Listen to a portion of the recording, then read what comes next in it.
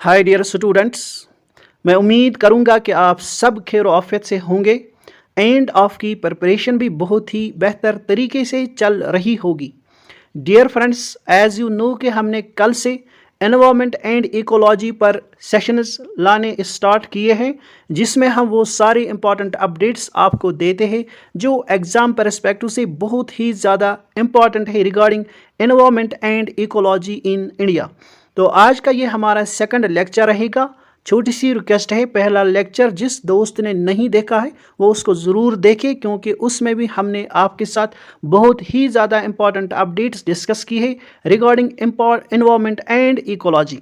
तो आज का सेशन स्टार्ट करने से पहले छोटी सी रिक्वेस्ट है, पेन और कॉपी निकाल कर रखोगे आप, एंड जो भी नया पॉइंट इनकाउंटर होगा उसको पेन डाउन करके बार बार रिवाइज करो।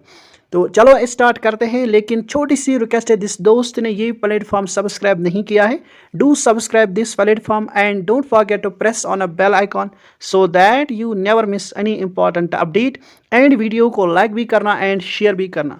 चलो अब हम स्टार्ट करते हैं। कल हमसे एक छोटी सी गलती हुई है, आज हम पहले उसको करेक्ट करेंगे।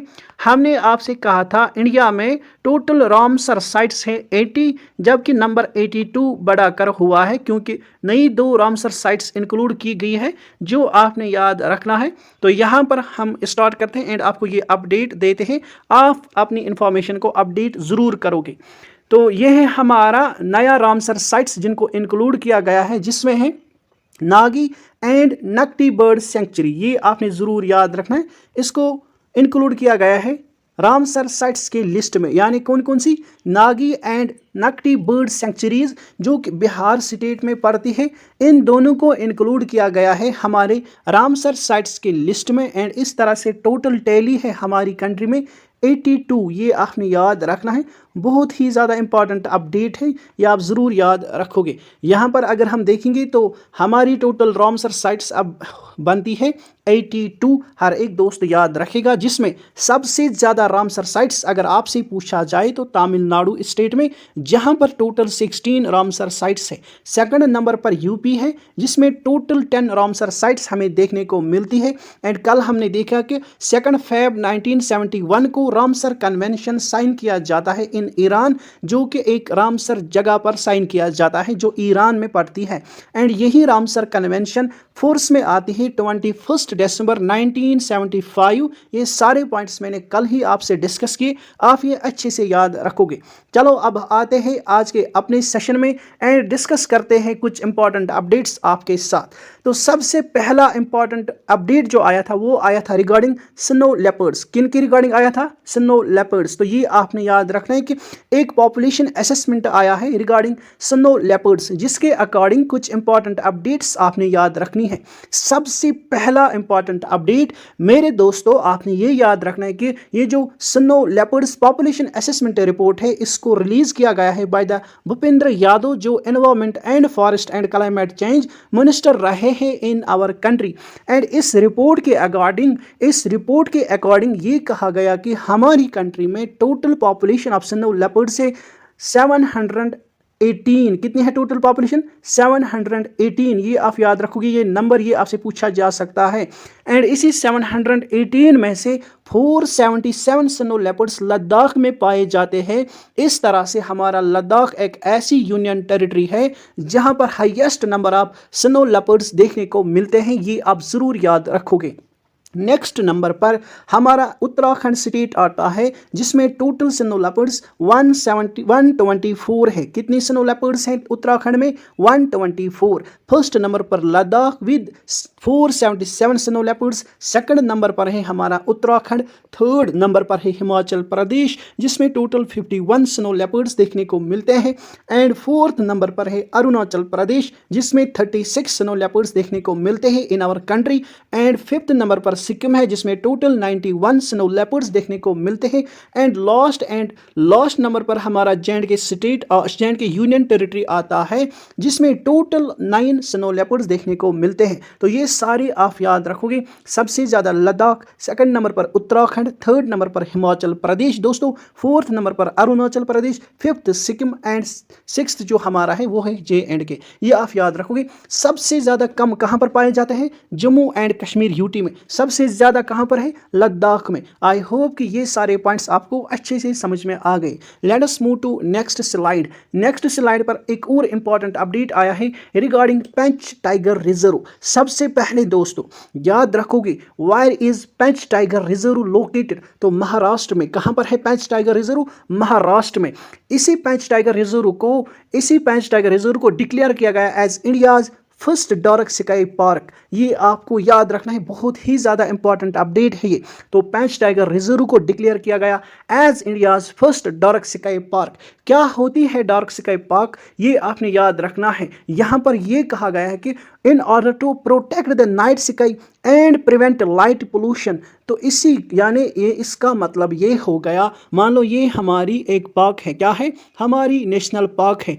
जब इस नेशनल पार्क में आर्टिफिशियल लाइट्स पड़ती है, यानी यहाँ से भी लाइट पड़ती है इस नेशनल पार्क में, यहाँ से भी हमारी आर्टिफिशियल लाइट आकर गिरती है, यहाँ से भी लाइट आकर गिरती है, तो इसमें जो रहने वाले जानवर होते हैं, एनिमल्स होते हैं, उनको उनकी आंखों में जब ये आर्टिफिशियल रोशनी जाती है रात को, तो उनको दिक्कत होती है चलने में, उनको दिक्कत होती है देखने में। इसी आर्टिफिशियल लाइट को रोकने के लिए, इस आर्टिफिशियल लाइट को रोकने के लिए कुछ स्टेप्स लिए गए जिनसे ये आर्टिफिशियल लाइट अब इस पार्क में नहीं जा सकती। इसीलिए इस पार्क को यानी पेंच टाइगर रिजर्व और नेशनल पार्क को डिक्लेयर किया गया as India's first dark sky park. यानी यहाँ पर सिर्फ एंड सिर्फ आसमान से जो रोशनी आएगी रात को, वही इस पार्क में आएगी एंड कोई भी आर्टिफिशियल लाइट इस पार्क में नहीं जाएगी। इस तरह से कहा गया कि ये फर्स्ट डार्क स्काई पार्क बन गई। ये आपने ज़रूर याद रखना है। तो मैंने क्या कहा, इसमें आर्टिफिशियल लाइट नहीं जाएगी, यानी जो हम लाइट पोल्यूशन करते हैं बाय इंस्टॉलिंग आर्टिफिशियल लाइट्स,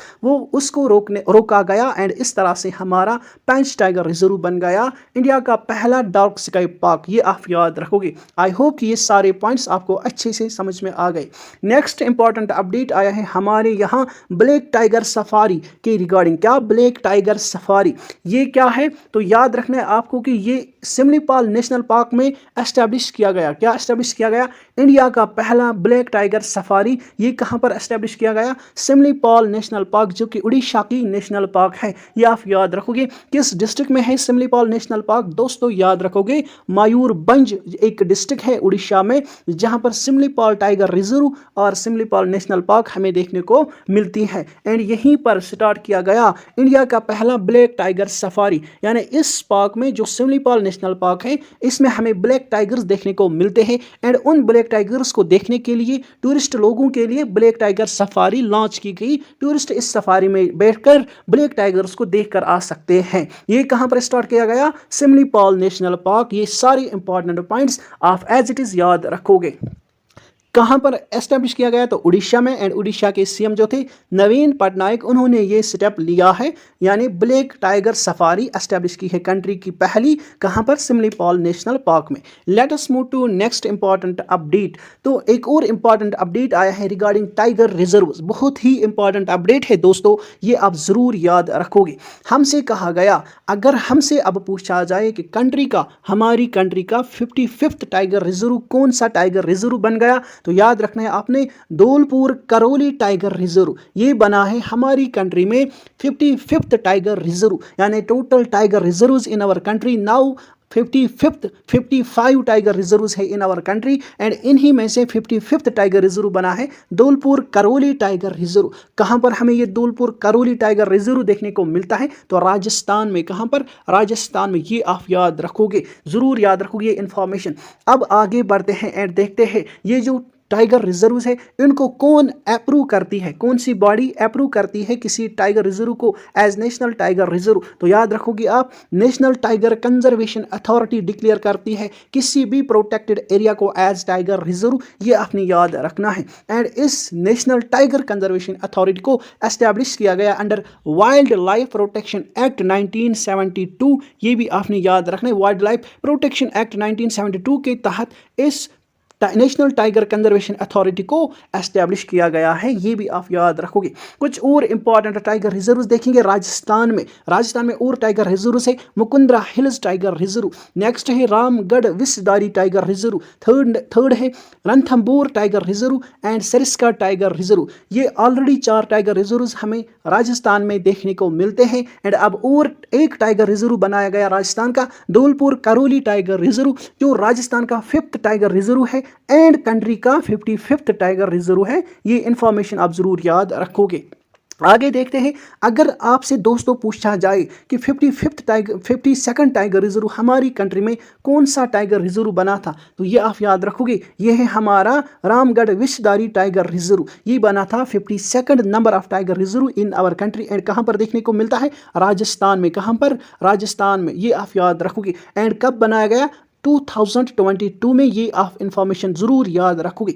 अब अगर आपसे पूछा जाए name the 53rd tiger reserve in our country, वो है Ranipur tiger reserve. Ranipur tiger reserve किस नंबर का टाइगर रिजर्व है? 53rd tiger reserve in our country, जो कि यूपी का टाइगर रिजर्व है। एंड इसको बनाया गया था 2022 में। ये इंफॉर्मेशन भी याद रखोगे as it is. 54th tiger reserve in our country कौन सा है? वो है Veerangana Durgavati tiger reserve. 54th tiger reserve है वीरांगना दुर्गावती टाइगर रिजर्व, जो एमपी का टाइगर रिजर्व है। एंड इसको एज टाइगर रिजर्व रिकॉग्नाइज किया गया इन 2023। ये सारी इंफॉर्मेशन याद रखोगे। 55th टाइगर रिजर्व हमने देखा, वो है धौलपुर करौली टाइगर रिजर्व, जो कि राजस्थान का टाइगर रिजर्व है। एंड इसको डिक्लेयर किया गया एज टाइगर रिजर्व इन 2023। ये सारी इंफॉर्मेशन आप जरूर याद रखोगे। आपसे पूछा जाएगा कि total number of tiger reserves in our country, तो याद रखोगे आप 55 टाइगर रिजर्व्स हैं हमारी कंट्री में। Let us move to next slide. अब और एक इंपॉर्टेंट अपडेट आया था रिगार्डिंग नीलगिरी तहर के रिगार्डिंग। ये आपने याद रखना है, बहुत ही ज़्यादा इंपॉर्टेंट अपडेट है।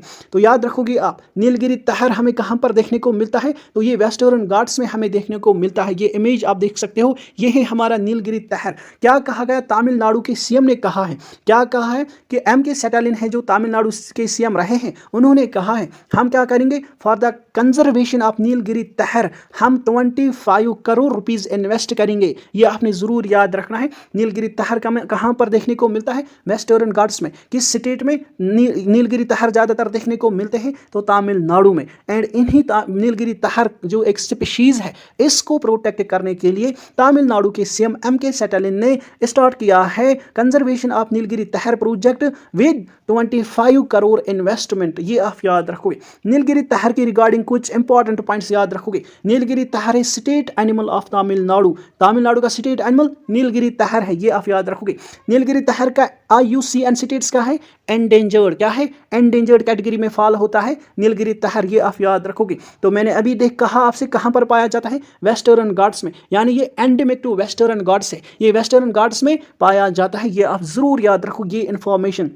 अब आगे बढ़ते हैं एंड आगे देखते हैं हमारी एक और अपडेट जो है मिथुन के रिगार्डिंग। क्या है? मिथुन के रिगार्डिंग। ये आप देख सकते हो यहाँ पर, ये है हमारा मिथुन। इसको विजुअलाइज करो। क्या है इसका नाम? मिथुन है इसका नाम। इसको डिक्लेयर किया गया एज फूड एनिमल। किसको डिक्लेयर किया गया एज फूड एनिमल? मिथुन को। ये आप याद रखोगे, ये आपसे पूछा जाएगा किस एनिमल को डिक्लेयर किया गया एज फूड एनिमल, तो याद रखोगे आप मिथुन एनिमल को। ये आप याद रखोगे। किसने डिक्लेयर किया है मिथुन को एज फूड एनिमल? तो FSSAI। किसने? FSSAI।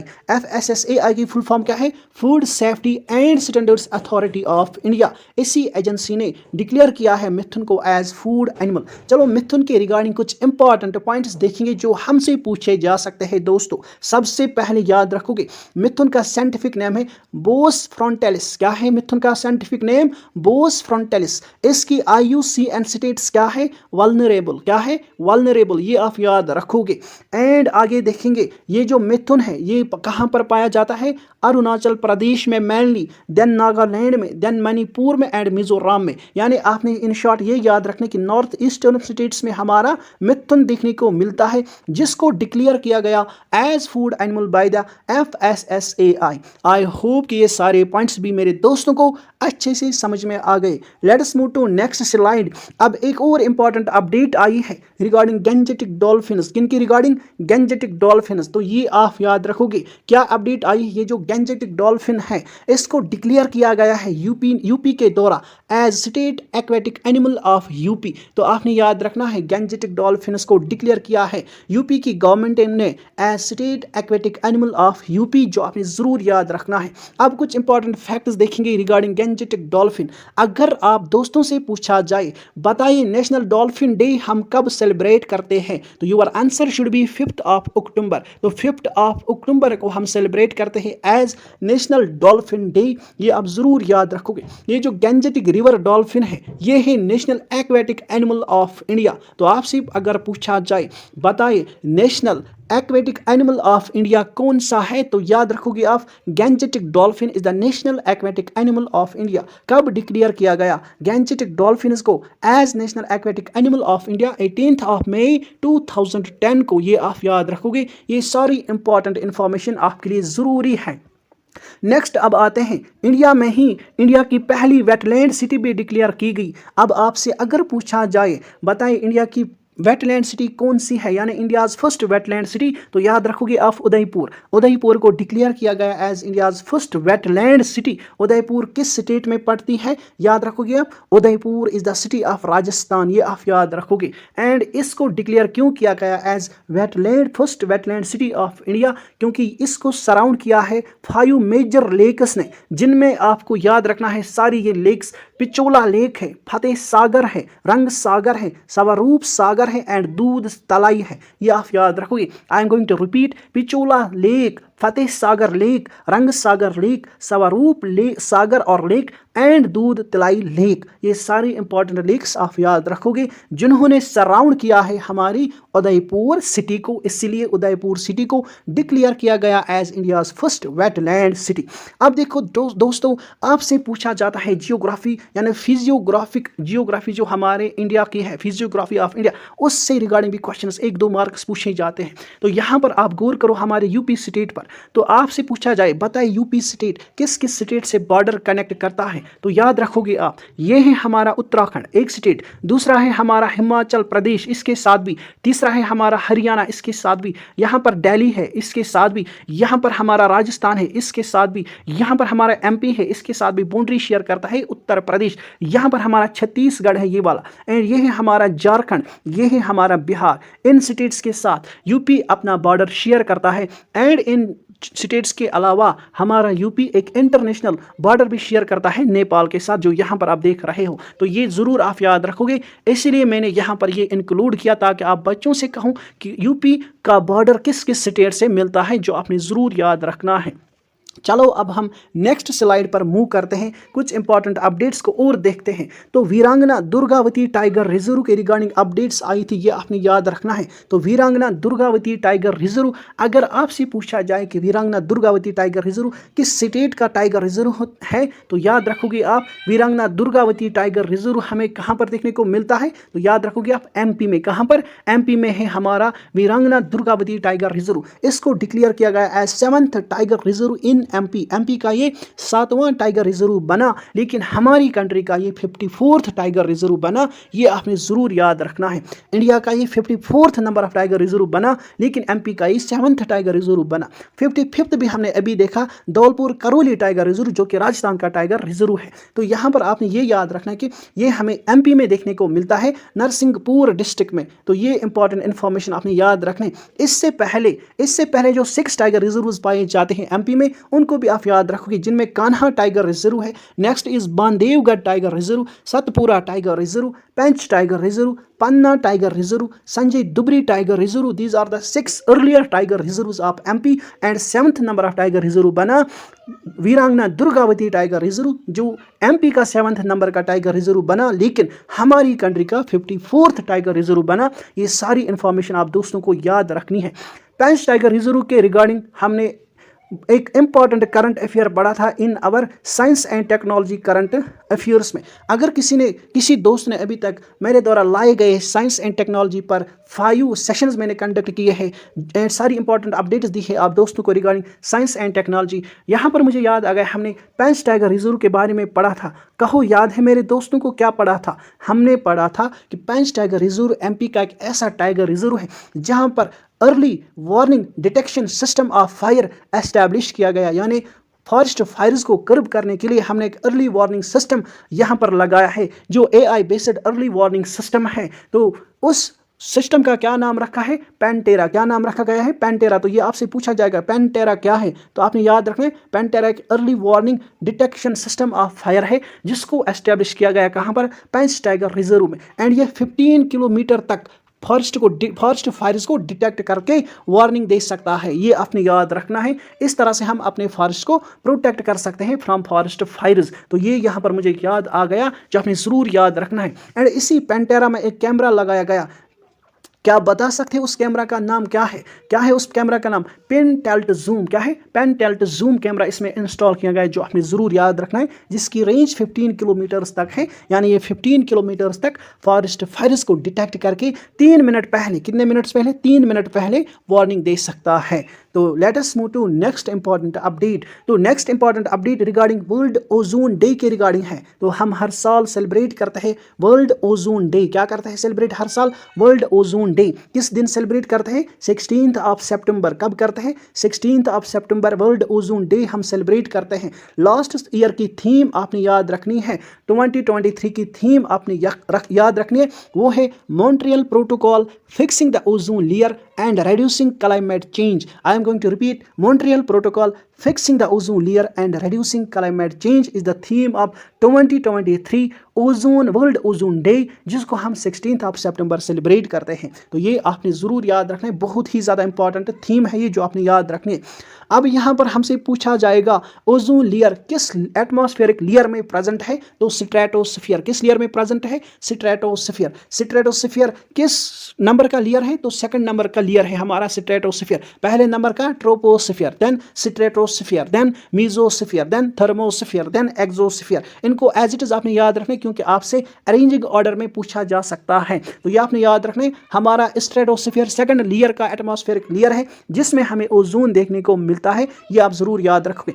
ओजोन लेयर क्या करता है? ये हमें प्रोटेक्ट करता है, ये हमारी अर्थ को प्रोटेक्ट करता है फ्रॉम हार्मफुल यूवी रेडिएशन जो सन से आती है। तो ये आप याद रखोगे। यानी ओजोन लेयर एक छलने के तौर पर काम करता है। यहाँ से अगर सनलाइट आती है, सनलाइट के साथ साथ यूवी रेज भी आती हैं जो अगर हमारी अर्थ तक पहुँचे तो ये हमें डैमेज कर सकती हैं, ये डैमेज कर सकते हैं ह्यूमन रेस को। ये आपने याद रखें। इन्हीं यूवी रेज को प्रोटेक्ट करने के लिए यहाँ पर एक छलनी के तौर पर एक लेयर है जिसको हम ओजोन लेयर का नाम देते हैं। ये इंटरसेप्ट करता है किनको? इन्हीं यूवी रेज को, यानी ये इनको अर्थ तक जाने नहीं देता।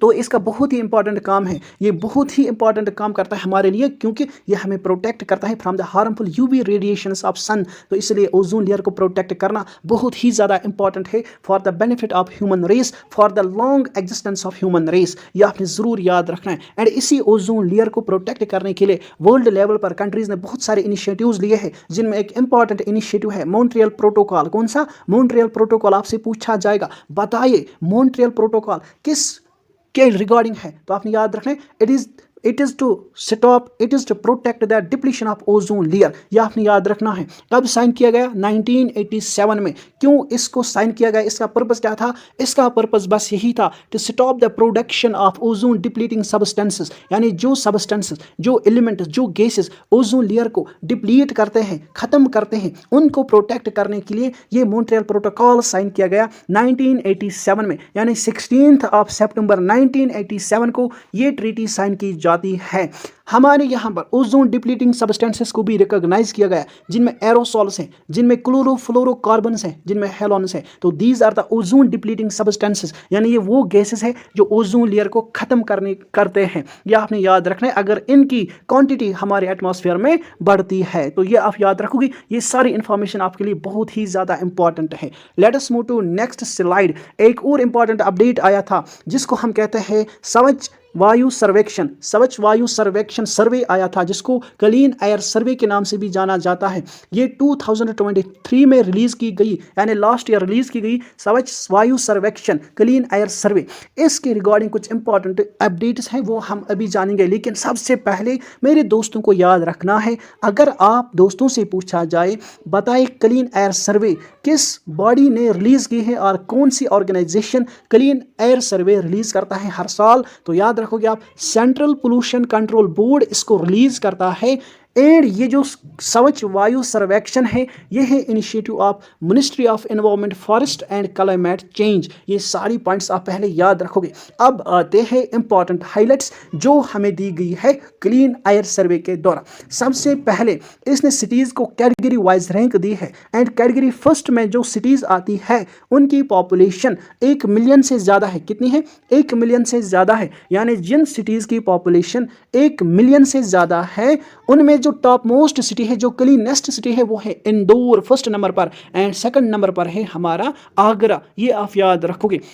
नेक्स्ट, इसी कैटेगरी 1 में 1 मिलियन से ज़्यादा पॉपुलेशन वाली सिटी जो वर्स्ट परफॉर्मर है, यानी जहां पर टोटली सफाई नहीं है इस रिपोर्ट के अकॉर्डिंग, वो है हमारा मदुराई, जो कि तमिलनाडु की सिटी है। ये आप याद रखोगे। Worst performer Madurai, and top most cleanest city है इंदौर, सेकंड नंबर पर है हमारा आगरा। ये आप याद रखोगे। नेक्स्ट कैटेगरी में जो सिटीज़ है उनकी पॉपुलेशन अगर 3 लाख से 10 लाख तक है, उनको सेकंड कैटेगरी में रखा गया है। एंड सेकंड कैटेगरी वाली सिटीज़ में जो टॉप मोस्ट क्लीनेस्ट सिटी है वो है अमरावती। कौन सी सिटी है? अमरावती। ये आप याद रखोगे। कैटेगरी थर्ड में उन सिटीज़ को रखा गया है जिनकी पॉपुलेशन 3 लेक्स है। कितनी है? 3 लेक्स से कम है और 3 लेक्स तक है, तो उनको इस कैटेगरी में, कैटेगरी थर्ड में रखा गया है। एंड इसी कैटेगरी में जो टॉप मोस्ट क्लीनेस्ट सिटी है वो है पारवानू। क्या है? पारवानू सिटी, हिमाचल प्रदेश की सिटी। तो ये सारे इंपॉर्टेंट अपडेट्स मेरे दोस्तों को एज इट इज़ याद रखने हैं, एग्जाम्स में पूछे जाएंगे। Let us move to next important slide हमारा कच्चा थीवू आइलैंड के रिगार्डिंग है। तो कच्चा थीवू आइलैंड के रिगार्डिंग बार बार अपडेट्स आते हैं, क्योंकि ये जो कच्चा थीवू आइलैंड है, यहाँ पर फिशिंग राइट्स के रिगार्डिंग हमेशा डिस्प्यूट्स रहते हैं बिटवीन इंडिया एंड श्रीलंका। सबसे पहले मेरे दोस्तों, चलो इस कच्चा थीवू आइलैंड की लोकेशन को देखते हैं ताकि आगे आपको समझने में आसानी हो जाए। सबसे पहले मेरे दोस्तों, यहाँ पर लोकेट करो, ये है हमारा कच्चा थीवू आइलैंड। कौन सा आइलैंड? कच्चा थीवू आइलैंड। ये हमारा तमिलनाडु है, यानी हमारा इंडिया है। ये हमारा श्रीलंका है। ये है जाफना पेनिनसुला, श्रीलंका का पेनिनसुला है। एंड ये है डेल्फ्ट आइलैंड। यहाँ पर ये आपसे पूछा जाएगा अगर, तो ये है डेल्फ्ट आइलैंड। ये है हमारा कच्चा थीवू आइलैंड, जिसके रिगार्डिंग डिस्प्यूट्स रहते हैं इंडिया एंड श्रीलंका में फिशिंग राइट्स के रिगार्डिंग। तो सबसे पहले मेरे दोस्तों याद रखोगे आप, ये जो कच्चा थीवू आइलैंड है, इसको श्रीमती इंदिरा गांधी ने 1974 में श्रीलंका को दिया है। किसने दिया है? इंदिरा गांधी ने। किसको दिया है? श्रीलंका को। ये लो श्रीलंका, हमारा कच्चा थीवू आइलैंड अब से आपका हो गया। कब से? 1974 से।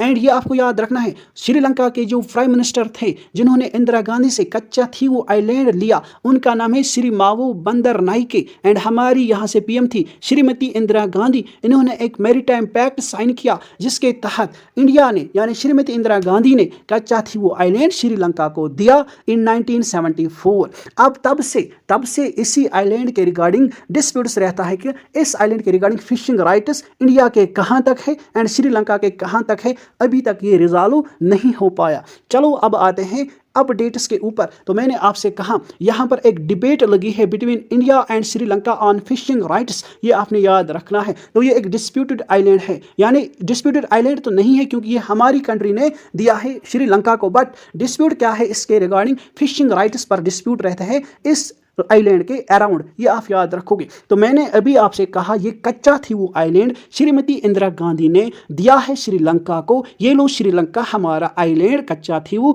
कब दिया? 1974 को। ये आप याद रखोगे। एंड ये कहां पर पड़ता है? पाक स्ट्रेट में। ये आपने याद रखना है। चलो अब हम नेक्स्ट स्लाइड पर मूव करते हैं, क्योंकि आई होप मेरे दोस्तों को सारे पॉइंट्स अच्छे से समझ में आ गए। Let us move to next important update.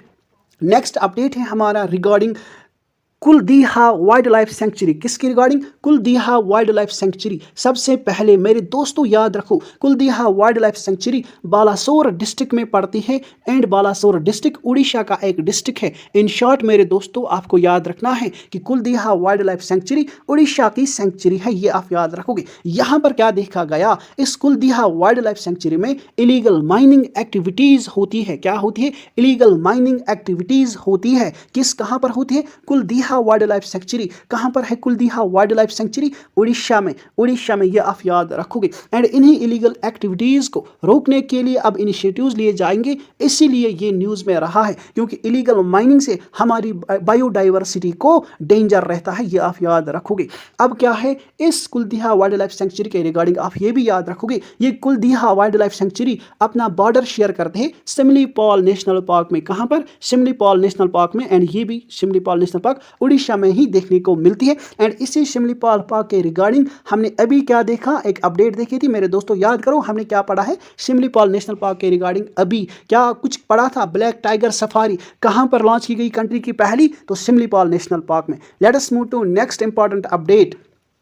तो एक क्रेटर न्यूज में रहा है जिसका नाम है बटागाई का क्रेकर। क्या है नाम? बटागाई का क्रेकर। बटागाई का क्रेटर, एक क्रेटर है बटागाई का क्रेटर। क्या है? बटागाई का क्रेटर। ये एक्सपेंड हो रहा है एट एन अलार्मिंग रेट, यानी ये बढ़ रहा है, ये एक्सपेंड हो रहा है। अगर ये क्रेटर हम एक गड्ढे को कहते हैं जो वॉल्केनिक नेचर का होता है, तो हम क्या कहते हैं, ये जो बटागाई का क्रेटर है, ये अगर छोटा था तो ये बड़ा हो रहा है दिन ब दिन। तो इसलिए ये न्यूज़ में रहा था, क्योंकि ये अलार्मिंग है, ये डेंजरस है, ये आपने याद रखना है। अब इसी बटागाई का क्रेटर के रिगार्डिंग कुछ इंपॉर्टेंट पॉइंट्स आपने याद रखने हैं।